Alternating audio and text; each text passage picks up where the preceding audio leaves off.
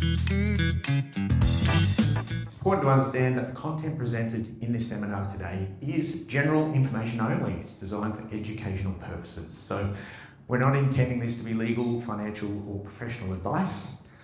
You should not rely on any information in the seminar to make any decisions unless you have first consulted with the relevant qualified professional who can consider your unique individual circumstances and advise you accordingly.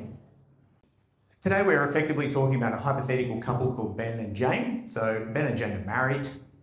They have one child together called Grace. Grace is 10 years old. Ben has twin girls to a previous relationship. Their names are Chloe and Zoe, and they're 18 years old. In terms of the assets that Ben and Jane share jointly, they own their principal place of residence.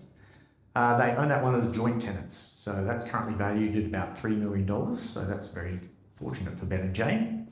They have cash on hand totaling $300,000. They've got shares that they've accumulated over their life worth $200,000.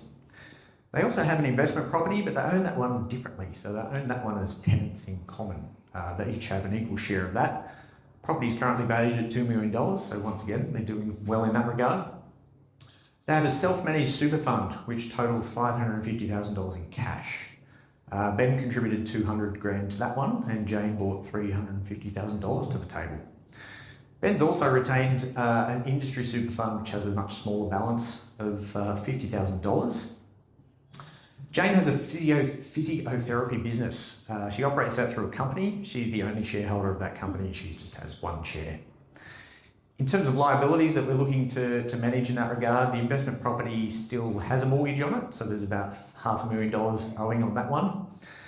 Jane is currently leasing her physiotherapy clinic space. Now, that lease is coming up for renewal. She's had some challenges with the owner of that property, so she's definitely thinking about what the best way forward is in that regard.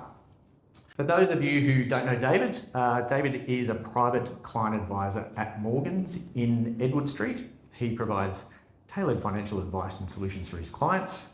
Some of David's services include wealth management. They include self-managed super funds, all aspects of superannuation advice, retirement planning, and portfolio management. So I'll throw over to David now to talk us through the financial management aspects of this. Hi everyone. You'll find that my slides are going to be probably the most boring here, primarily because it's all text and my esteemed legal colleagues here have incorporated things like emojis and flashing lights and all sorts of things. So bear with me, please. I won't go through the scenario because we've already done that, or Brock's run through that primarily already, so I can skip through that relatively quickly. But what I see when I see this is the highlights that I would sort of hone in on, I guess, is the fact that there's a blended family here creates some risk. The fact that Jane is in business creates some risk unless there's some sort of structure in place, and the company has a share, so it is run through a business and a company, so there would be some protection there. And I'll skip to where the risks are and won't go over this again, but what we do firstly is we seek to first to understand. It's the first tenet of any meeting that I have is seek first to understand. And trying to get a really in-depth understanding of what their circumstances are, not just the quantitative circumstances, but the qualitative circumstances as well. What are they actually seeking to achieve? It's great that they have all these assets. It's great that they have a self-managed super fund. It's great that they've got a business, but what are they actually wanting to achieve? So if we go into a really quite in-depth, and it's not unusual for our initial meetings to be an hour and a half, 2 hours long, to understand, what is actually happening and what are they actually trying to achieve. It's been great that they've been able to accumulate these assets over time, but what do they want to do with that? And we need to point out the risks that they may face and how can we protect them from it. So after a comprehensive in-depth in discussions, we were able to determine, conveniently enough, that Jane was looking for new commercial premises, so she's not at the mercy of landlords. We were able to determine that they want to review their superannuation, particularly given that they have a self-managed super fund and an industry super fund in Ben's name. We were able to determine, conveniently enough, that they want to review their risk insurances, make sure that their assets are protected and their income is protected. Education funding's a priority. There's 2 older kids and 1 younger kid, so they want to make sure that they can fund the younger child's education and potentially postgraduate study for the older kids. Estate planning is a consideration as well. So given there is a blended family, you've got to think about longer term. What would be the case and what would they want to happen if something was to happen to either Ben or Jane? And more on that from Danielle. And you know, there's a lot of cash lying around. What's happening with that? Why is that there? What do they want to achieve with that? So, you know, 300,000 in cash in their own names, 200,000 in shares, and $550,000 in cash in a self-managed super fund. Why is the question mark? Why? And what do you want to do with it? What's your objectives and what you want to achieve? So that's where we start. We want to understand also what did we miss in all that factual information at the start. There's nothing about their cash flow. There's nothing about their savings capacity. We want to understand that. We want to understand their broader family situation, given that there's a blended family. Is there elderly parents? Do they have an inheritance? Do they need to consider aged care for their parents? These sorts of things. It's becoming more and more common, the sandwich generation, quote unquote, where people are having to look after their parents as well as their kids. Do they want to get their kids into property? Question mark. Are you trying to, given the property market and where it is today, do they want to help their kids into that market? We need to prioritise those objectives because there's retirement objectives, there's education objectives. Which do you want to prioritise sooner rather than later?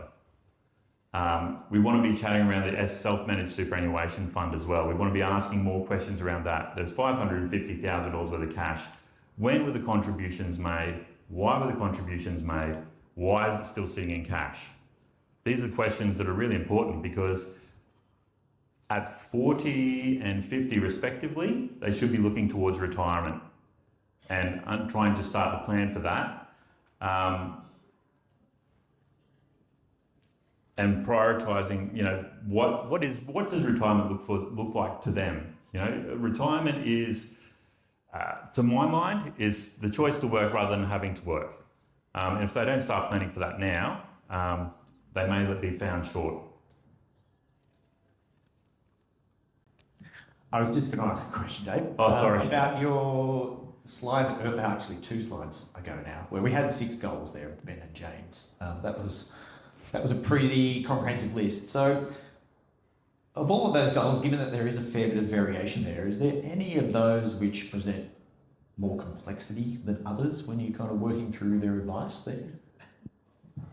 Probably the most complex there is the purchase of the commercial premises in a self-managed super fund if they were chose to do that. Commercial premises in a self-managed super fund can have a lot of benefits. It can have a lot of risks, but that would be if she were looking to buy a commercial property, she could do it in the company or she could do it through a self-managed superannuation fund. So understanding where and going through the pros and cons of buying that property inside or outside of super would be a key discussion point.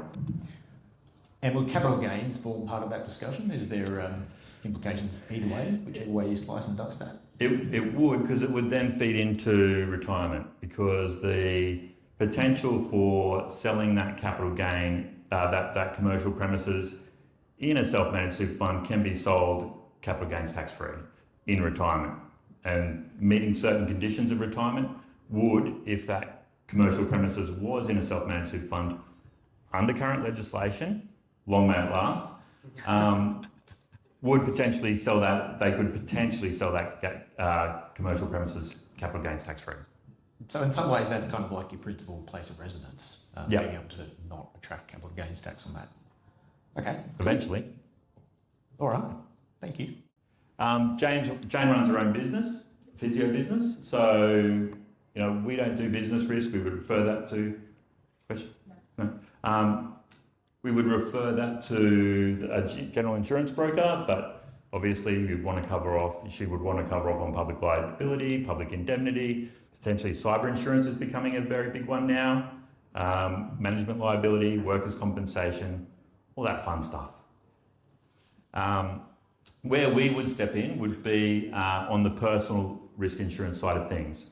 So Ben and Jane have a life, TPD, trauma, and income protection. 10 points for anyone who can tell me what trauma insurance covers. Chris? Cancer. 3 more. Anything that doesn't totally and permanently disable you. About 50 different events. Jake? It covers you from events that create trauma in your life, for example, a sudden onset of a disease. Exactly. It's about 50 very defined events. Heart attack, stroke, bypass, multiple sclerosis, Parkinson's, blindness, deafness, and about 40 others. So those specific diseases. It's probably the most common insurance I see people don't have. So in that scenario, David, if you had the misfortune to have one of those ailments, is it kind of like a lump sum type scenario? It is a lump sum, a non-taxable lump sum. Okay, and is the purpose of that effectively to help you with like treatment costs, or it's just anyway you need to utilise it, you can? Yeah, it is primarily for treatment, rehabilitation costs, ongoing medical costs. And potentially if you've got to do any property modifications or anything like that to take into account. That's right. Everyone knows someone that has experienced cancer, and it's amazing the people I don't see with trauma insurance. And it's amazing how many younger people I see without trauma insurance. It's one of the ones I probably bang on about a lot the most to most people. But they work in conjunction with each other. So life is pretty obvious. You die, someone gets paid. Total and permanent disability is you can't meet 3 of 5 activities of daily living. Feed yourself, clothe yourself, bathe yourself are the 3 that comes to mind. Trauma insurance, as I said, and income protection replaces a portion of your income for a period of time. You can hold some of them through super, you can hold others through, and others you can't, i.e. trauma insurance, you do not have that through your super fund. So many people think, I have insurance through my super fund. You do not have trauma. I can sit here confidently and say, you do not have trauma because through your superannuation fund, because it would be impossible to get paid out unless you met a condition of release. So is it trauma a little bit overlooked, because I think like income protection cover is something people are pretty familiar with. You get injured, you can't work, you need to have some sort of cover. And it feels like life and TBD is often part of that superannuation bundle. So is it just that trauma is kind of its own separate thing and it's a bit outside of people's traditional thought process? It is, and it's costly. So you don't get, whereas income protection in your own name, the benefit is accessible, but the premiums are tax deductible. That tax deduction is a bit of an incentive to actually get some cover. Whereas trauma is not tax deductible. It is a cost out of the bottom line, basically. But I encourage, like everyone has car insurance. Why wouldn't you insure your health for these sorts of events? I also have fracture cover as part of my trauma insurance. So being a mountain bike rider, I've made good use of that over the years. Whenever you break an ankle or a leg, and then you can afford to buy a new bike because you can pay out. So that makes the recovery process a little more palatable. Specific injury cover is very good when you do things like mountain biking. Yeah. Yeah, so when we were reviewing these sorts of things, we want to make sure, when was the last time you looked at it? Has your situation changed? Is the cover that you have still appropriate? Is it structured appropriately for your cash flows? You can get your life and TPD and your income protection through super. Is that the most tax effective way to hold them? Because if you get a life insurance payout through your superannuation fund, you'll get taxed, or the family and the beneficiaries will be taxed on the benefit of that. So all of these things form part of the discussion. So what do we do now to protect Ben and Jane and their kids? What can we do while they're still alive? Because, I think the primary one is, given they've got so much cash, I would say they're cash heavy, that would be a matter of diversifying their assets. They're cash heavy and they're property heavy. So what are we doing from an asset perspective to look at their, particularly if Jane and Ben go down the path of buying commercial property. So they've now got 3 properties, some cash and some shares. So how do we look at that as a structuring concern, and how do we look at that as an overall asset allocation to make sure that they've got not too heavy in one and not too heavy in another? Asset ownership, I want to make sure that their self-managed super fund, does it have a corporate trustee? That would help in the estate planning side of things. Is there a binding death nomination in place?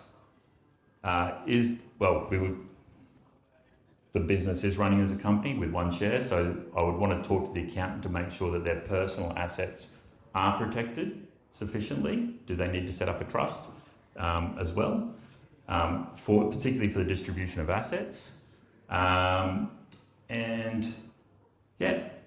SMSF. One thing that a lot of people miss is superannuation from the protection of as a protection vehicle for assets.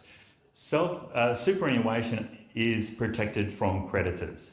Now that's not to say shovel a bunch of money into super the day before you declare bankruptcy if you're in business, but if you have a regular, ongoing, provable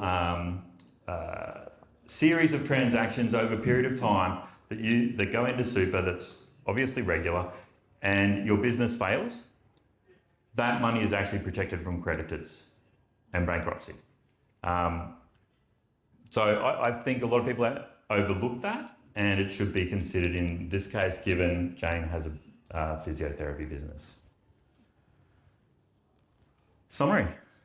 What will we do? We work with the accountant to make sure Jane's business structure is solid, that it's protecting her and Ben's assets now. We would review this SMSF strategy. We would make sure that it remains compliant. Does it have an investment strategy? Does it have binding death nominations? All these check boxes to make sure that it's actually protecting their assets and it's the right vehicle for them. That's really imperative. We want to make sure that we want to really drill down for Ben and Jane to make sure what does retirement mean for them? What is it? How much they need? When do they want to retire? We want to do all of that. We want to make sure Ben's got an industry super fund there. Why is that there? Is that holding insurance? Is that why it's there? Has he had a change in medical circumstances and can't get insurance? Or review his current insurance? Does that hold his insurance for a specific reason? We would discuss the pros and cons of buying a commercial property through the super fund. We would provide them with investment advice and hopefully give them a clear path to their retirement objectives. I have a couple of questions. Fire away. Would like to hear a bit more from you about diversification. So if we think about the super fund scenario, we've got kind of $550,000 sitting there. In an ideal scenario, across how many different kinds of asset classes do you think you would look at spreading that? Because I mean, I'm a property person, so I'd be inclined to just stick it all into property, but you would probably tell me that's not a good idea. I don't know, what would you tell me? I would ask some questions. So it comes down to risk capacity and risk tolerance. So risk capacity is very different from risk tolerance. You know, we have this thing as financial planners called the risk profile questionnaire. Asks you about, I don't know, 12 to 15 questions, and someone comes out as conservative, or they come out as balanced, or they come out as assertive. That's all well and good. And I can tell you that everyone, well, let's say 95% of people come out as balanced when times are good, conservative when when there's a pandemic, for instance. So there is the risk tolerance, and then there's the risk capacity. I would suggest Ben and Jane have a reasonably high risk capacity given their assets. We'd want to know their income and their cash flow as well. And look, you know, there's so many different asset classes. There is Australian shares, there's international shares, there's property, commercial property, there's residential property, there's industrial property, there's gold as an asset, there is all sorts of private credit, private equity, alternatives, you name it. I've seen self-managed superannuation funds with taxi licenses and diamonds in them. So, it's all down to the individual at the end of the day. And that's the beauty of a self-managed superannuation fund, because the investment strategy can be tailored. You have the ultimate control. Hope that answers the question. All right. In terms of the summary points here, what do you think is the most important thing? So you just caught up better Jane. There's a whole range of things there that you need to work through. They're all going to have different timelines. Like, what do you think is the number one key thing there to move the needle the most in terms of their asset protection? In terms of their asset protection, I would suggest they need to make sure their SMSF is complying, number one, and two, that it is has an investment strategy in place. And if they are purchasing that commercial property through that SMSF, that all those boxes I mentioned earlier are ticked and appropriate. That would be probably number one. But also, all this money sitting around in cash is going backwards with inflation. So I would suggest they need to actually do something to keep up with at least keep up with inflation, ideally exceed it. Yeah, we would definitely hope so. Yeah. All right. Thank you very much, David. Do we have any much. questions from the floor? Maybe we'll also have questions at the end. But is there any burning questions that we would like to ask before we throw across to Rebecca?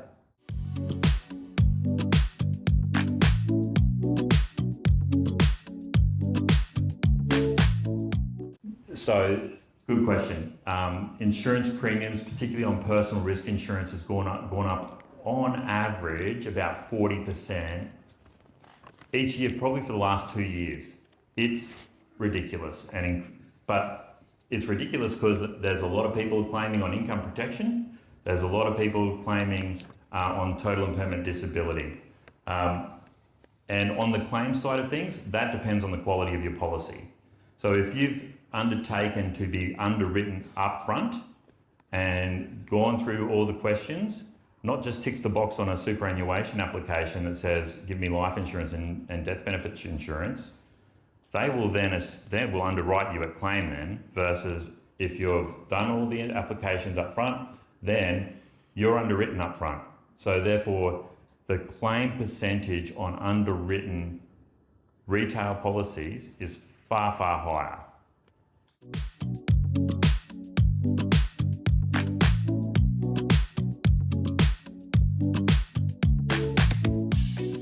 Yeah, absolutely.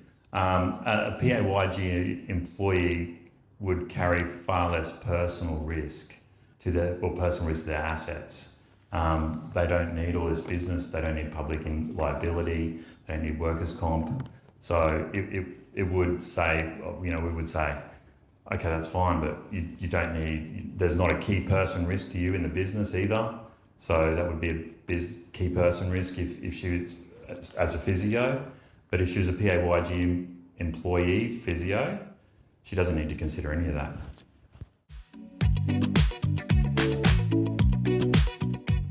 Yeah, so Jane is the perfect example of key person risk. If Jane can't work, she doesn't have a business. So she needs to cover her business expenses. She potentially needs to cover an employee to come in to replace her. That's a high consideration in this case. Rebecca is the founder and principal lawyer at Parry Family Law. Now, Rebecca's firm specialises in family law, and you might think that you only need a family lawyer when your relationship is breaking down. But as you'll find out today, that's not always the case. So while she can definitely assist people with separation, divorce and parenting matters like that, there are also things that family lawyers can do to help you when your relationship is happy, healthy and bubbling along. And so on that note, she's actually going to tell us about financial agreements and how they can help to protect your assets. Welcome, Rebecca. Thank you. Okay, thank you. So in terms of my little role tonight, it's a little bit different to David's and to Danielle's. Whilst I'll be talking about asset protection, it won't be for both Ben and Jane. It will only be in relation to my client, who will be Jane in this particular scenario. So unlike David and Danielle, where they would see the clients together, I don't see the clients together at all. That would be a conflict of interest. So for the purposes of this scenario, we're going to talk about financial agreements and what they actually are. So some people might know them as prenups or BFAs, being binding financial agreements, but that's not what they're actually called. They're just called financial agreements. So they are contracts. So that's why they're lengthy. They're like any other contract. If you were to purchase a property, you'd have a contract.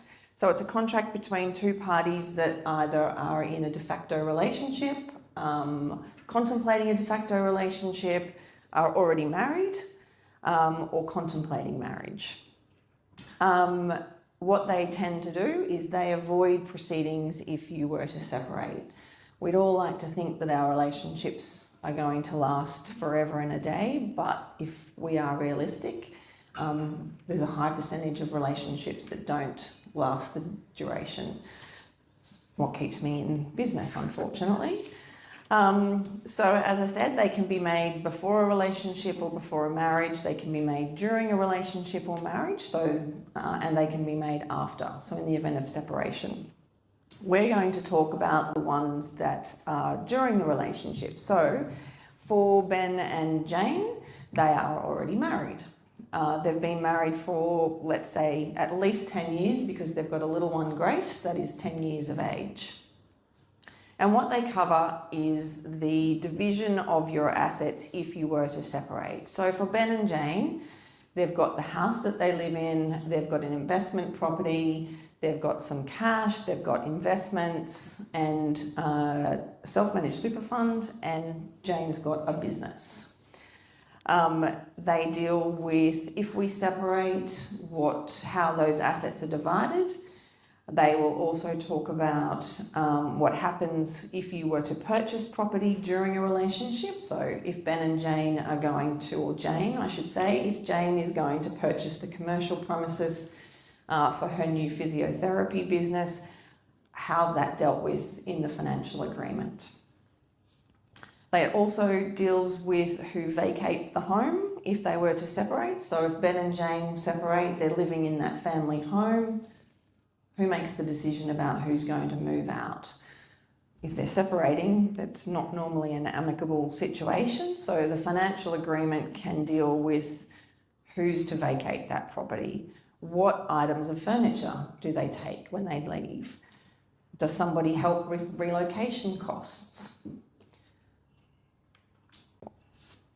There are benefits and there are risks. The risks, I'll talk about those first. Sorry, David, I'm nearly standing on top of you. The risks are that if it's not, because it's a contract, it has to be drafted in accordance with our legislation. So there are strict legislative requirements for the agreements to be entered into. So if you don't follow the legislation, then there is a risk that if you separate, the agreement's not binding. Other risks can be that there is a significant change in circumstances during the relationship. So, for example, let's say Ben and Jane were a little bit younger than they are. So we've got Ben and Jane at 40 and 50. So let's say they were 30 and 35 and they haven't had children. They decide to enter into this agreement and then they have children. Who stays at home and cares for the little ones? Is somebody resigning from their employment, which means that superannuation's not being paid? Is there then an income disparity between the two of them as they get older? So for the younger generation that enter into their financial agreements, we need to make sure that the risks are minimised. And how we minimise that risk is that you would have a sunset clause or you would have a review mechanism in that agreement. But the benefits of the financial agreements are Well, it avoids the court process if you do separate. It gives you certainty about what happens when you separate. And it allows you during your relationship to purchase property and sell property knowing that it's quarantined. So for example, Jane's physiotherapy business that she owns in her name is what we call separate property. So the financial agreement would say that on separation, any property that is owned by Jane as her separate property stays her separate property. How do we get to the financial agreement? Well, the first thing that you need to do is that you need to have the unromantic conversation with your partner, wife, spouse about entering into it. So at that first date that you have with this person, do you sit there and say, hey Anthony, we're going to enter into a financial agreement. Are you keen? Well, you might save it for the second date or the third date, but it is a very unromantic conversation that you have to have. The reason you have to have it is because you can't compel anyone to enter into one of these agreements. It has to be voluntarily. So you have that conversation, and you can't have the conversation a week before you're due to get married. You can't say, Ben, I'm not going to marry you unless you enter into this financial agreement. That would cause no end of problems if you were to separate. So, first steps. I would see Jane. I would only see Jane. I would not see Ben. And I'd have to talk to Jane about what it is that she wants the financial agreement to cover. So I would go through what she owns, what liabilities she has. Are they intending on having children? Any more children? They've already got Grace. I would ask her, about her intentions for the future in terms of the physiotherapy business. If she's going to buy a property, how do we register that property? Who will own the property? And she will have already seen David for that advice. And David would tell her, this is how you're to own it. And then I would cover off on that in the agreement. Okay, another requirement of the financial agreements is disclosure. So what I mean by that is that you can't say to Ben, we must enter into this financial agreement so that if we separate, you get nothing. And I'm going to keep all of what I've got. You can't do that. What we have to do is we have to tell Ben what it is that you're trying to protect. So what are the assets? What are the liabilities? What are the superannuation benefits that we're trying to protect? Inheritance is another thing that we cover off in the agreements. So listed as separate property for each of Ben and Jane would be any inheritance that Jane might receive will remain her separate property. Negotiating what happens. So after Jane sees me, I will send her away with homework. Everybody gets homework when you come and see me.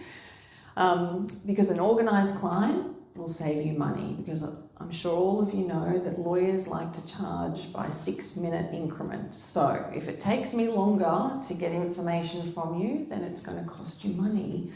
So an organised client is the one that does their homework, and their homework will be, Jane, you need to go home and you need to talk to Ben about how it is that we divide the assets at separation.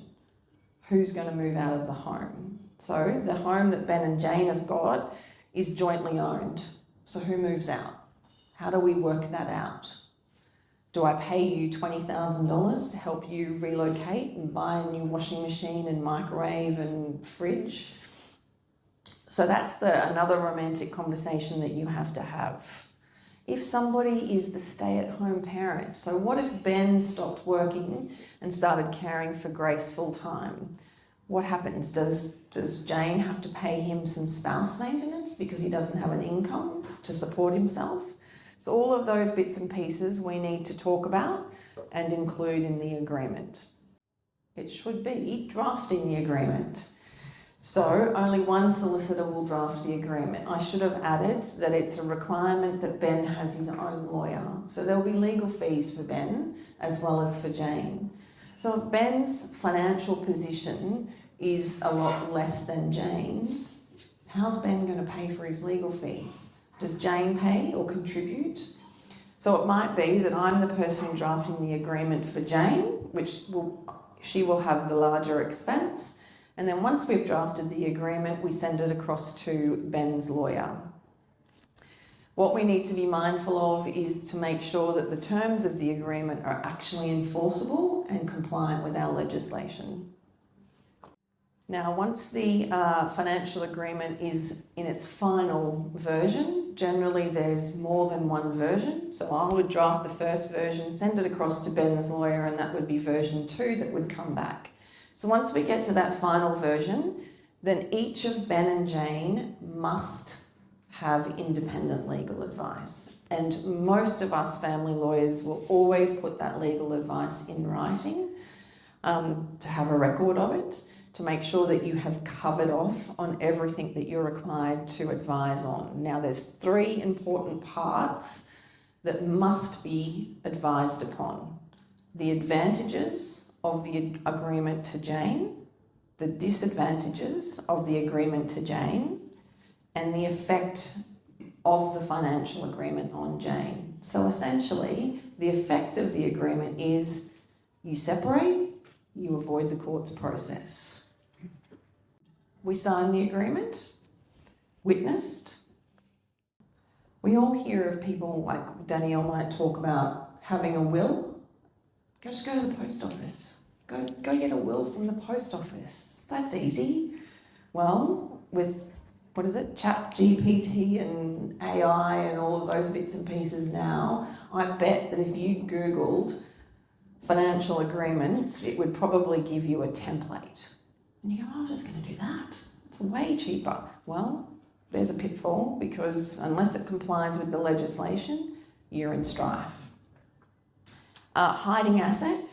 So if Jane had, let's say, an extra 500K in an overseas bank account, or a bank account that she didn't want to tell Ben about and she didn't tell me about, and it's not included in the agreement, she didn't receive advice on it, Ben didn't receive advice on it, and then bang, they separate.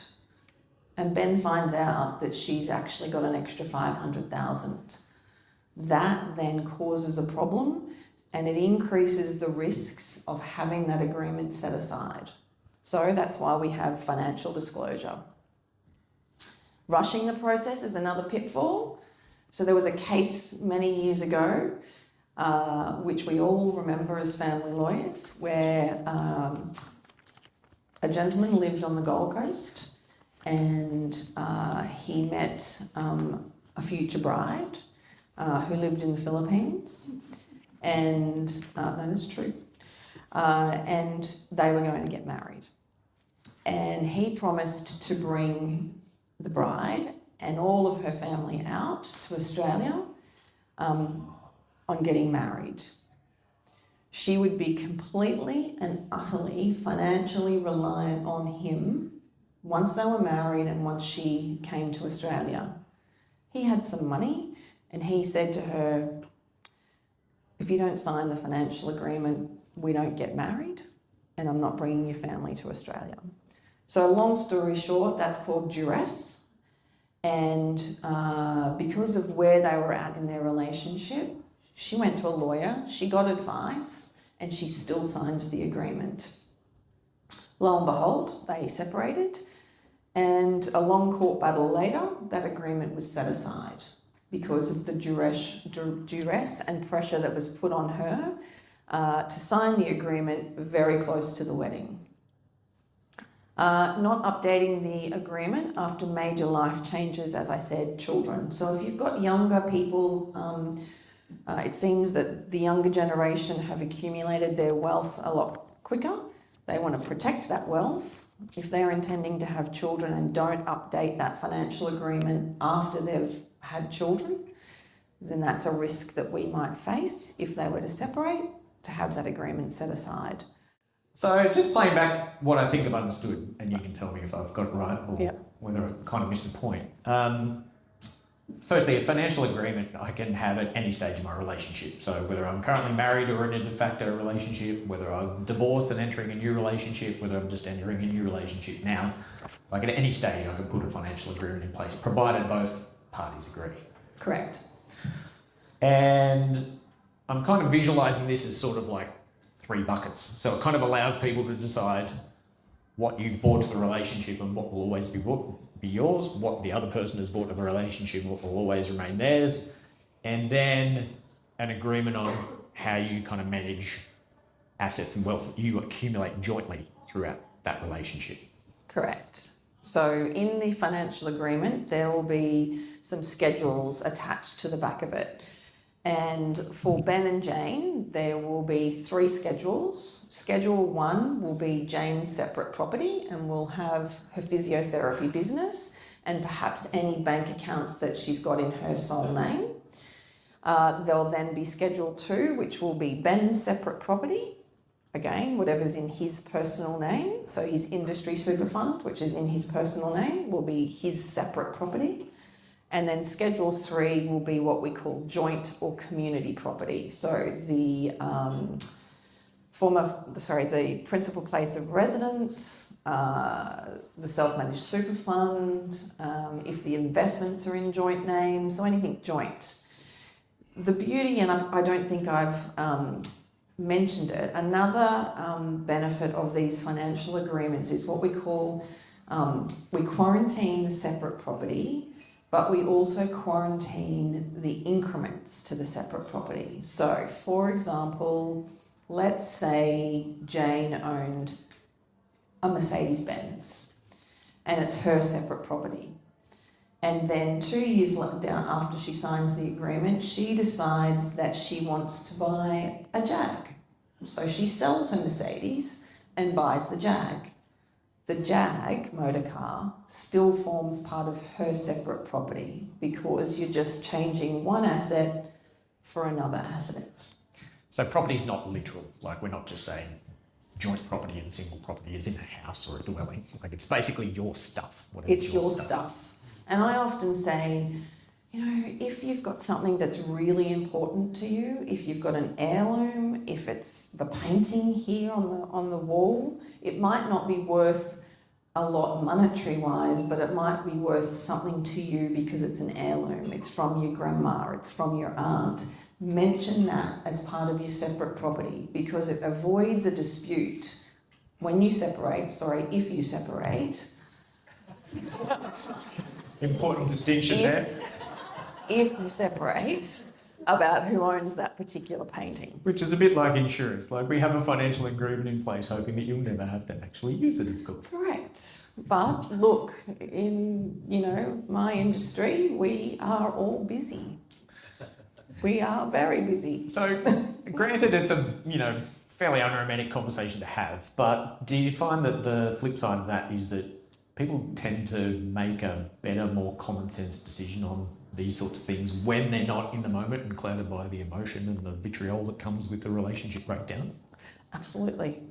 Yep, absolutely. And I've found over, let's say, the last 15 years, that the age bracket of people entering into these financial agreements is a lot younger. So normally, or once upon a time, we would say, you've separated from your first relationship, we're going to get married, we're all in love, we're not going to have any more children, we're in our 50s or 60s, we want to protect the assets. No, they're younger. It's interesting. And just one last question before we throw to Danielle. I'm interested in your commentary around, for instance, the disclosure or the duress components and agreements being set aside. Mm. To what extent are they set aside? Is it in their entirety, or how is that scenario dealt with? Like if you've been through a financial agreement scenario, for whatever reason there's been a problem where it's been set aside, is the entire thing set aside and then you're just kind of going down the traditional channel? No, not at all. So as part of the legal advice that you get before you sign it, there will be a part in it that says if you separate and somebody challenges the terms of the agreement and the court sets aside only part of it, it doesn't mean that the whole agreement comes to an end. I probably already covered that. So it's the best form of asset protection that we have according to our legislation as it stands for new or second relationships, and it avoids the lengthy, expensive cost of litigation. People don't quite understand that. Doesn't matter what lawyer you go to for this, you will get an estimate of your legal fees. And if I'm the person drafting it, then you will incur, as my client, the higher of the legal fees. Depends on who the other person goes to, but generally, the person who drafts it charges the most. And you give that estimate, and they freak out because it is a lot of money, and you want to protect that money. However, when I say to you, all right, well, let me run through the process if you separate and how lengthy that is and how expensive that is. And it's not only financially expensive, it's emotionally and psychologically damaging for you. And if you have little people, then it has an impact on them as well. So, from the date that you file an application in our court to the time that you resolve this or you get a trial, we are talking about close to 2 years. So to do this, it gives you certainty that you keep the money instead of paying the lawyers, and you control the outcome. From one uplifting topic to the next. Oh, that was exciting. It was very exciting, very exciting. Introducing Danielle Little, founder and principal of Little Estate Lawyers. So Danielle's firm specialises in wills and estates. Little Estate Lawyers help with a range of deceased estate issues, and Danielle's a well-recognised estate litigation lawyer. Danielle also helps people with wills and other estate planning documents like powers of attorney, advance health directives and so forth, to help them avoid issues arising when they pass away. Danielle. In terms of estate planning, where do we actually start? We start with an initial consultation. We do. That was the question that I was supposed to ask, ladies and gentlemen. So, Danielle, you start with an initial consultation. Are you acting for both Ben and Jane, or what's the situation there? In this particular circumstance, I am acting for Ben and Jane. They do have a common goal when it comes to what they want to try and achieve in terms of their passing on of assets when they pass away. If they didn't have a common goal, then I wouldn't be able to act for both of them because I'd have a conflict of interest, and I would only be able to act for one party, provided that party has come to me in the first place without, say Ben, for example, has come to me first without Jane and said that they want his estate planning done. But if they've come to me together and I find out that they don't have a common goal, then I can't act for either of them. But in this case, they do. So I'm acting for both Ben and Jane. So a little bit like David, I start off with an initial consultation. There's a lot of information that I need to go through with someone to get an understanding of what their family tree is, whether there's any skeletons in the closet. Sometimes with blended families, there can be skeletons in the closet. Even with non-blended families, there can be skeletons in the closet. I need to know all of the good, bad, and the ugly of this particular family. I need to understand their financial position from a personal perspective. I need to have an understanding of what insurances they have in place as well. I need to understand the financial position of Jane's business, and I need to have an understanding of what Jane's structure is as well. So an initial consultation for us, we get a lot of this information in an inquiry form before someone actually comes in to see me, so that when they do come in for an initial consultation, I've got a lot of information already at hand. So it makes the initial process a little bit more valuable for them because we're talking about things that are actually going to be constructive. So what does a will actually deal with? Now, this is something that a lot of people don't necessarily understand what a will actually deals with. So the scenario sheets that you've got on the paper in front of you, they have a lot of jointly owned assets. So their jointly owned assets are not something that their will is necessarily going to deal with. If they're jointly owned, particularly their property as joint tenants, it will go to the surviving joint owner. Same with bank accounts, shares if they're owned jointly, all of those will automatically go to the surviving joint owner. So the only thing that they have in their own individual name, although they own their investment property together, they own a 50% share each as tenants in common, which is a slightly different joint ownership structure. So they have that falling into their estate, and they've also got their personal belongings, and Jane's got a share in her own company as well that forms part of her estate. So there's a lot of things in this particular scenario that their will's not going to deal with. They're the only things that their will is going to actually deal with.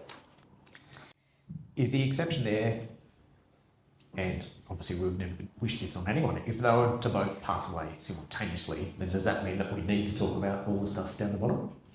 No, if they passed away simultaneously, then it would still end up in someone's estate.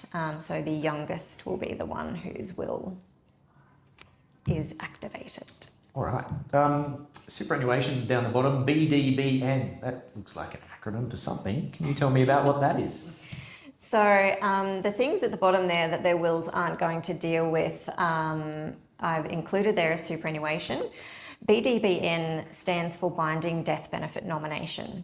So if they have a binding death benefit nomination in place that says in Ben's circumstance that all of his super death benefits are going to Jane, and vice versa, Jane has that with everything going to Ben, provided that is a validly signed and accepted binding death benefit nomination, it won't form part of their estate. One of the things that with an industry fund, for example, if you have nominated a beneficiary, because when you open a superannuation account, you have to nominate a beneficiary, that when you pass away, that person that you've nominated doesn't necessarily get your superannuation benefits. There's certain people that can make a claim for those superannuation benefits, and your super may not end up going to who you think it would go to. So regardless of whether you've actually got an industry fund or you've got a self-managed super fund, you should always have a binding death benefit nomination in place. And it's great if you have spouse and children who are dependents to actually put down as a beneficiary in your superannuation, because it means that it will go to them directly with nobody being able to contest it. Do they expire, Danielle? With industry funds, they do often expire every 3 years, but for a self-managed super fund, we can have those as non-lapsing, so they won't expire. And the other thing that doesn't form part of their estate for their will to deal with when one of them passes away is any assets that are owned in a company or trust structure. Is that a whole conversation for another day? Is there a bit of complexity around that? Well, unless people want to stay here until midnight, then we won't go into companies and trusts today. Maybe a future seminar. Future seminar. All right, so Ben and Jane's goal is essentially what they want to do is, as you would expect, they want to look after each other. They want to make sure that if one of them passes away, that their surviving spouse is going to be looked after. When they have both passed away, however, they want to make sure that the 3 children are all looked after. So this is a pretty standard family scenario for me, for a couple that has children, whether it's blended family or not. The things that I need to consider for Ben and Jane are when one of them passes away, if they have everything going to each other in the first instance in their will, let's say Ben dies first and he's given everything to Jane. What happens if Jane ends up in another relationship after he's died? Obviously after an appropriate grieving period. At least 20, 30 years. Some people it's a little faster than that. So what happens if she's got everything, but then she ends up in a new relationship? She's young enough. If he passes away next year, she's well and truly young enough to end up in 1, 2, 3 other relationships. Is he going to be happy if everything goes to her and she's suddenly got a new spouse and she's all in love with this new spouse and he's the most wonderful person in the world and she does a new will and gives everything to him, is Ben going to be happy with that? So we have to have a conversation about, okay, it's great, we hope you live forever, but what if one of you dies next year and the survivor recouples? So what do people commonly say when you go through that with them, this whole concept of recoupling, while we're going through the very unsexy relationship topics today? Would you like that with or without the expletives? Expletive free, please.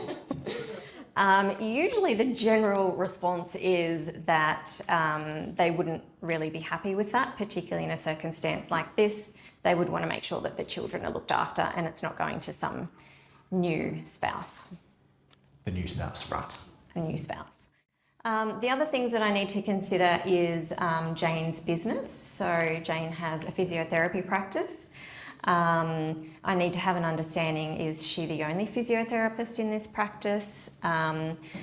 If there's financial related things that need to be dealt with on a day-to-day basis, if she's in an accident and is incapacitated for some reason, who is then looking after this practice for her and making sure, if she's got a receptionist, that the receptionist is being paid, that any bills are being paid, the rent's being paid, the electricity, all of those types of things. I need to have a real understanding of what it is that's happening in her business so I can give her some advice on what we need to put in place so that things can operate if anything happens to her. So with Ben and Jane, there's a couple of will options that I talk to them about. So a lot of people don't understand that there are different wills. So there's not just one standard template that is great for everybody. In this particular circumstance, I talk to them about a simple will, which is what most people are familiar with. And also a testamentary trust style will. So a simple will just gives things to beneficiaries outright in their own name. It doesn't take into consideration anything else. It doesn't take into consideration that their inheritance might need to be protected from waste for some reason. It doesn't protect any of the beneficiaries from things like bankruptcy. It doesn't protect them from future relationships. It doesn't have any income tax benefits either. It is a simple will for a reason.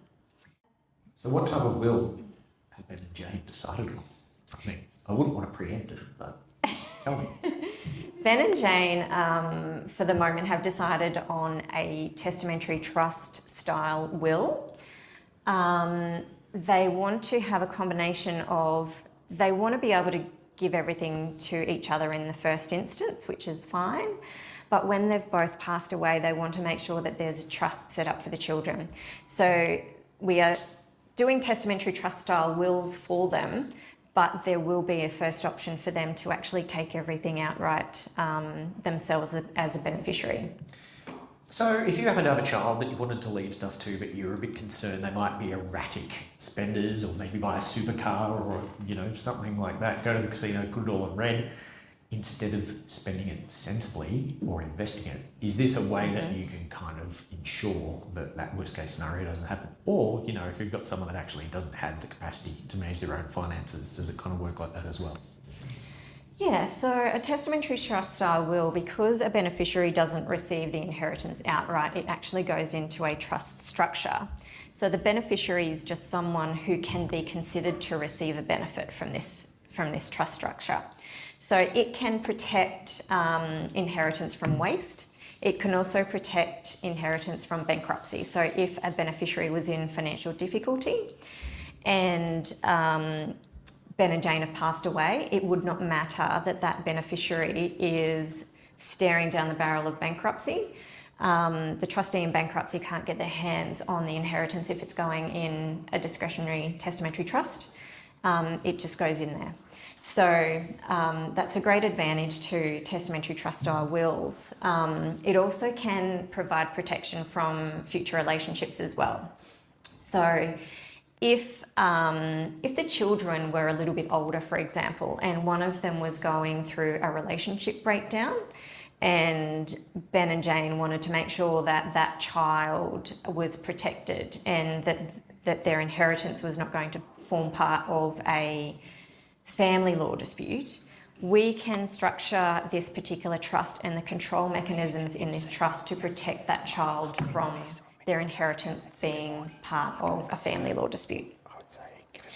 It also has some great income tax benefits. So where somebody has minor children, at the moment they can have about $22,000 per year per minor child to spend on that child tax-free. So it means that inheritance lasts longer, and that's every year for every minor child. And it's not just Ben and Jane's children. Down the track, if those children have children, then any of those minors can also have that same benefit. It's designed to essentially look after the family bloodline. So that's what Ben and Jane have chosen for the moment, but I'll get into shortly some of their other planning that they're going to be looking at doing after our discussions. So the question was, does a testamentary trust have a shelf life? So at the moment in Australia, the trust laws will be changing so that trust lasts for 125 years. At the moment, that's 80 years. So it does last for a couple of generations. Okay, so Ben and Jane's estate plan is essentially looking like this. We're going to do a will for them. They need some enduring power of attorney documents in place. Hands up, who knows what an enduring power of attorney is? Excellent. I was going to be worried if my staff member didn't put her hand up. Thank you, Madison. An enduring power of attorney is a really powerful document and arguably possibly more important than a will. So an enduring power of attorney appoints someone to make personal and health related decisions as well as financial related decisions for you. So if you are incapacitated for some reason, somebody can step in and make those decisions for you. It's really important to make sure that you choose the right people because you're alive when people are making all these decisions. You want someone that can step into your shoes and make the decisions that you would ordinarily make yourself. So a very powerful document, and we'll be having those in place for them. Really important in Jane's circumstance as well, being a business owner, that we outline in that document her preference for who is to be appointed to her company as a director, if anything should happen to her. Because if she's incapacitated, then she loses her, it's a disqualification trigger as a Corporations Act thing. So she cannot make any director-related decisions if she's incapacitated, and someone else can't step in as an attorney, but the attorney can actually appoint a new director to her company so that someone is making director-related decisions. Really important at tax time if she happened to get hit by a bus before tax time. We've also got some other documentation in terms of that pile of paper on the right-hand side is for Jane's business as well. So we need to have a look at things like having a company power of attorney in place as well for her company, so that if she needs someone to be looking after some of the day-to-day financial related things in her business for some reason, that there is someone appointed to do that. Down the bottom in the box here where I've got sell, set up and buy, because they have a blended family, and during the initial consultation I talked to them about the people who are eligible to make a claim against their estate, which in this case they have 3 children that can make a claim against their estate. They want to avoid any claims being made against their estate down the track. Now, the only way that I can make that happen for them is to make sure they don't have an estate. So at the moment, I spoke before about what their will was going to deal with. That is their estate. So they've each got 50% of a property that's going to form part of their estate and their personal belongings. When it comes to blended families, if one of them passes away, and let's pull Ben, I'm picking on Ben today, say Ben passes away, it's not usually his children that come up with the idea of we need to make a claim against Dad's estate. Who do you think it is? It's the surviving parent that often pushes the kids to do these things. And he is quite aware that his ex-wife is a bit of a piece of work, let's just call her that. A bit of a piece of work. So he doesn't want there to be any issues for Jane when he passes away. So they were actually looking at doing some restructuring of their asset holding in any event, which is great, and they've spoken to David about that. So what they were wanting to look at doing was actually selling their property and buying a new property, but setting up a family trust so that the property is bought in that family trust. And they're thinking about doing that for both of their properties, their principal place of residence as well as their investment property. Now, whether that is a sensible thing to do from a financial perspective is something for Ben and Jane to talk to their accountant as well as their financial advisor about, because there is not only the asset protection side of things when they pass away and preventing claims against their estate that is one thing to consider, but is it going to be a tax burden on them unnecessarily to do that? So they need to weigh up the risks and also the advantages to each of the scenarios and work out what's going to be best for them. But that's their ideal plan at the moment, is to take away having an estate and having everything set up in a separate trust, which doesn't form part of their estate, and it means old ex-wife can't try and get her hands on any money for the kids. All right, so Jane's business, I already spoke briefly about having a company power of attorney in place for Jane. She has a very successful physiotherapy practice. She's looking at putting on additional physiotherapy professionals, as well as some other assistant staff members as well. So her practice is going to be growing. Her lease is coming to an end, so one of the things that I speak to her about is commercial premises. She wasn't really keen on renting again because the rent has just gone through the roof, and she thought, well, if I can have something for myself, a commercial property for myself, and run my business from that, that would be ideal. I spoke to her about, given that I know her superannuation self-managed super fund is flushed with cash, then I spoke to Ben and Jane about potentially buying the commercial premises in their self-managed super fund, and then her business essentially renting that property from the self-managed super fund. So although there's money being taken out of the super fund to buy a commercial property, it ends up with an asset, but then she's not paying rent to some other landlord, she's paying rent to herself. So she's topping the self-managed super fund back up again. And she thought that was a pretty cool idea. And that's what she went to talk to David about, on whether that was something that was sensible to do, and whether if they did that, they could end up having a properly balanced self-managed super fund as well. I imagine that you see the best and worst of people. So, this is a challenging situation. Normally when people are engaging you, what are some of the things you're seeing? What's hot in estate planning right now? What's hot in estate planning? One of the things that I like at the moment about estate planning is people often think that estate planning is for elderly people, and it's not just for elderly people, it's for young people as well. And we are having a lot more young people come through our door to get their estate planning done. I feel like generations after mine are a lot more sensible when it comes to their financial circumstances. And there's also a lot of younger people that are starting businesses, whether that's, online or it's some kind of service or product that they're selling. There's a lot of younger people getting involved in business at the moment. So they're really conscious about what it is that they need to have in place in terms of planning for life generally. So we are getting a lot of young people through the door getting planning done, which is fabulous to see. You spoke a little bit about enduring powers of attorney and briefly touched on company powers of attorney as well. Are there any other kinds of powers of attorney? And just to save me asking this other question in 5 seconds' time, I've heard about advanced health directives, but I don't really understand what they are about. So could you tell me about that? So I've pretty much covered the power of attorney things with the enduring power of attorneys and company power of attorneys. There is general power of attorneys, which is also a document that you see a lot of people put one of those in place if they're going overseas for, a few months and they need someone to pay bills while they're gone. So is the key difference then that if you only have a general power of attorney and you actually have an accident, it doesn't help you because it's actually stopped, like if you've lost capacity? That's right. It's only active while you have capacity.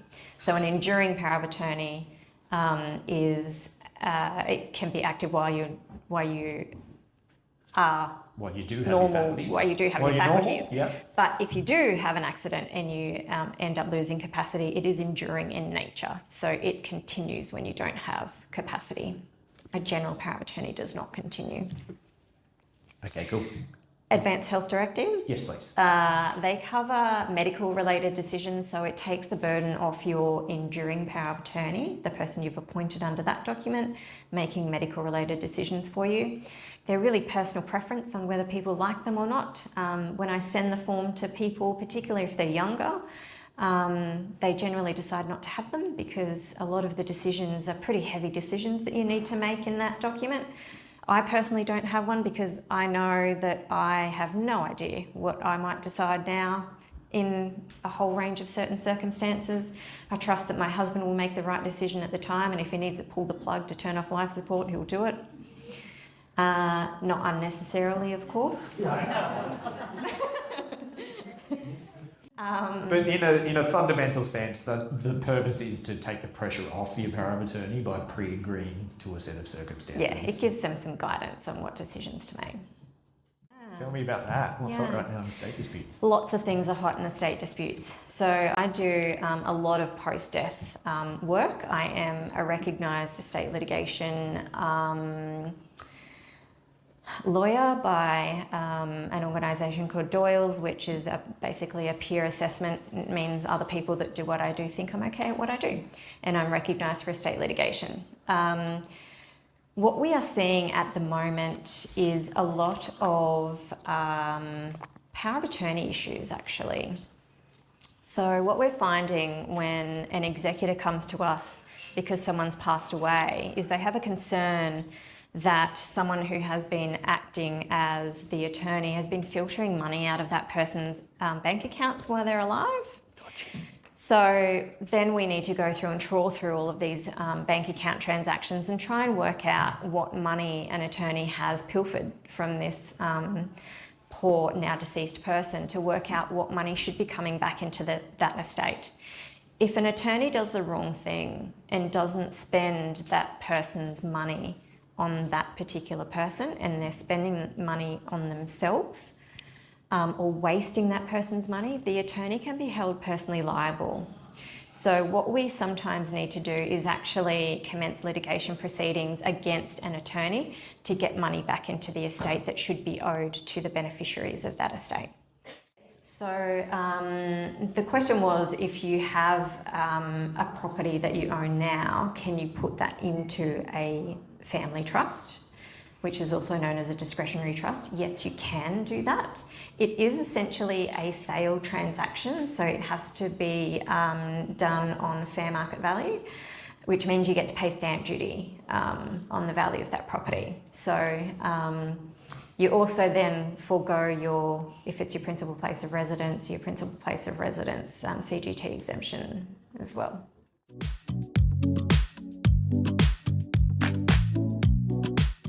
It depends on what it is that needs protecting. So when it comes to protecting from claims against your estate, a will doesn't necessarily protect you from that, because at the end of the day, whenever you've got an estate for someone to make a claim against, it costs your estate money to deal with it, even if it's potentially not warranted, that claim.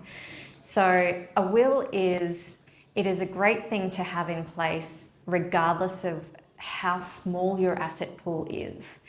Often people who do have a small asset pool and don't have a will in place have no idea of the stress that leaves behind for their loved ones that are left behind, because smaller estates can be really difficult to deal with. But generally, it also has someone that is authorised, because an executor is appointed in your will. There's someone actually authorised to deal with your estate as well. If you have nothing in place at all, then your poor little loved one that's left behind has to trot off to the Supreme Court and try and get a grant of letters of administration on intestacy and spend all the money trying to do that, and then it causes a bit of additional stress, whereas having something simple like a will in place, regardless of how little you have, it's amazing how much stress that reduces for someone. So in Ben and Jane's individual scenario, they've chosen to go down the path of minimising risk against future estate claims by effectively not having an estate. So that's how they've chosen to set up their particular structure, so they actually don't have an estate. Can you talk a bit about if you didn't do that and you had an estate, like who can claim on that? Are there eligible people? Like who, can you talk us through what that scenario looks like? So in Ben and Jane's particular circumstance, the eligible people to make a claim if Ben dies is Jane, if she wasn't receiving everything, and also the 3 children. So he has 3 biological children because he's fathered all of them.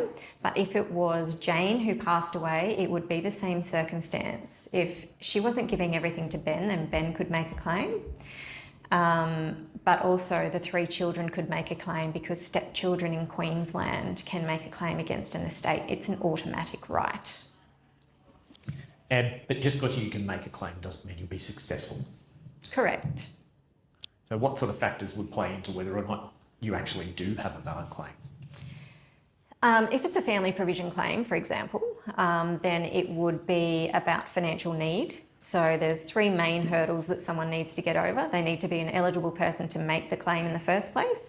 They need to have financial need to be provided more than what they've been provided in the will.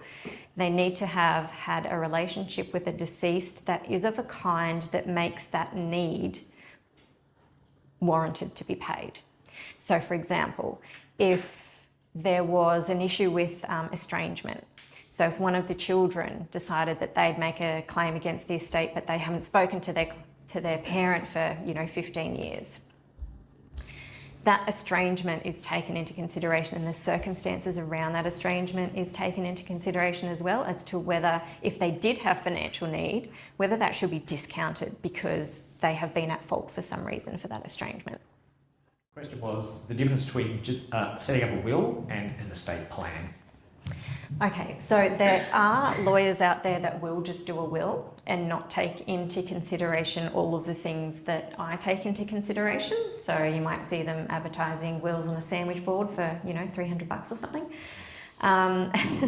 It's very difficult to do a will without taking into consideration all of the things. So someone that just does a will, they just turn up to a solicitor's office and say, I want you to do a will. I want this asset to go to this person, and I want the rest of my estate to go to this person. And these are the people that I want nominated as executors. That's just simply someone instructing someone what it is that they want done, and the lawyer not taking into consideration all of the circumstances that they need to make sure that A, they are not putting themselves and their beneficiaries at risk, that all of their circumstances have been taken into consideration, and all of the relevant documents that they need to protect all the things that they want to protect are there. So, but there are different firms that have different types of arrangements. I don't just do a will for someone. I'm not the person to come and see for those people. It is a full estate planning service. And the reason for that is because when it comes to lawyers being sued, us wills and estates lawyers are the most sued out of all of the lawyers. So I don't do anybody's documents without actually providing a full estate planning service. And that is also to protect not only my client, but me.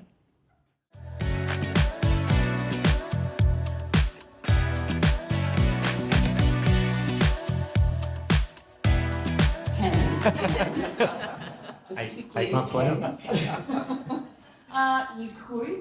You could do that. However, we don't have a crystal ball. So, for example, what if one of the children had special needs?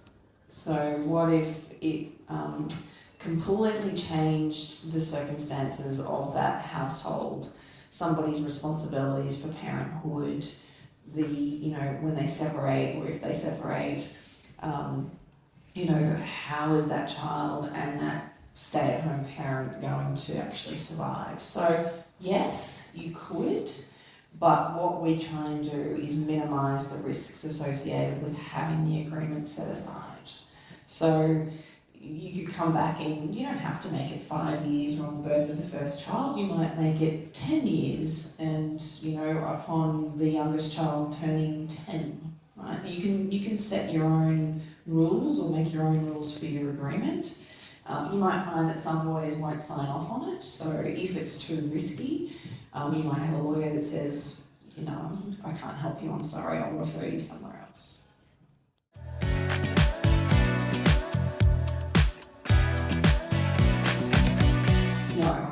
No. So the idea is, so even if you did separate, you can do a financial agreement to formalise the division of your assets.